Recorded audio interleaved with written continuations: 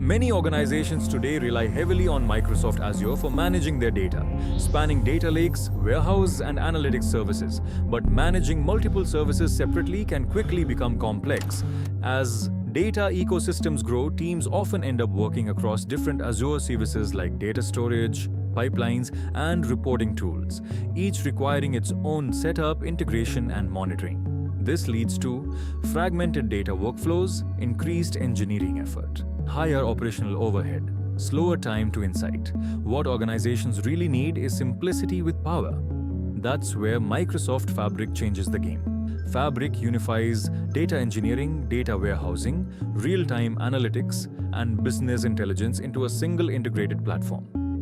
Instead of managing multiple Azure services separately, everything works together seamlessly within one environment, powered by OneLake and deep Power BI integration. This means faster development, easier collaboration, and a more connected data experience. However, transitioning from Azure-based architectures to Microsoft Fabric isn't always straightforward. Organizations often have complex pipelines, data models, and integrations already built across multiple Azure services.